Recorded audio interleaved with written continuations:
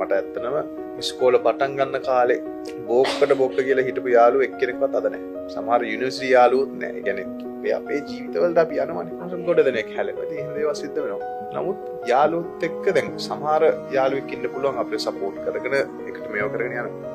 ගොඩක් තැන්වල වෙන්නේ ෆන් එකට ජොලියට ඒ වගේ දේවල් එක්ක යාළුවෝ ආශ්‍රය කරන්නේ.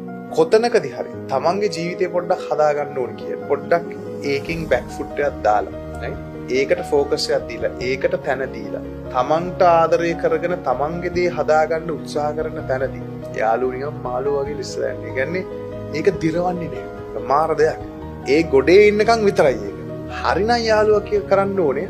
නැමචන් මොනවා කරත් මේ එයා ගැන ෆෝකස් කරලා මේ වෙලාවේ හැමදාම ඉතින් අපිත් එක්ක හිටියා මෙහෙම කරා මේ වෙලාවේ පොඩ්ඩක් ෆෝකස් කරලා එයාගේ මේක හදාගන්න වෙලාවක්. අර පොඩි සපෝට් එකක් දෙන්න පොඩි chance එකක්. ඒක නෙවෙයි වෙන්නේ. එයා දැන් වෙනස් වෙලා. ලොකු සීන් නේ. එහෙමද? අපිව හරියන්නේ නෑ නේ වාට. එහෙම කිලි ටොප් එක දාන්නේ.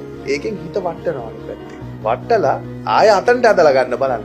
මොකද ඇත්ත කතාව මිනිස්සු යාළුවෝ උනත් වෙලාවට සහෝදරයෝ නෑදෑයෝ වාට ආසයි. වා උතන ඉන්න තා. පොඩ උඩට එනවා. ප්‍රශ්න. වාගේ දියුණුවට ෆුල් සපෝට්. එයාලගේ දියුණුව ලං වෙනකන් විතර. ඒකට චුට්ට ලං වෙනව නේද? එයාලා ඉන්න තැන. එයාලා පහු කරනව නේද? ඊට වැඩි ප්‍රශ්න. ආයෝක නෝමල් වෙන්න නම් එයාලට වැඩි ගොඩක් පහු කරන්න. එතකොට ආයෙත් පස්සේ. ඔව්. මෙතන යාලා ඔයා මෙතන යන්නකො. කිසි ප්‍රශ්න. මෙතන එන්නකන් ෆුල් සපෝට්. අතන පොඩ්ඩක් මොකද්ද මේ? මේකි මොකාට දෙන්නේ? ඔන්න කේස් මේ වෙනකොට තරහත් වෙලා මේ යනකොට ඉරිෂියත් කළා වට්ටන්නත් try කළා ඔක්කොම කළා ඒ ඔක්කොම කේස් එක. අර හරියට යනව නේද? අන්න ආයෙත් පස්සේ.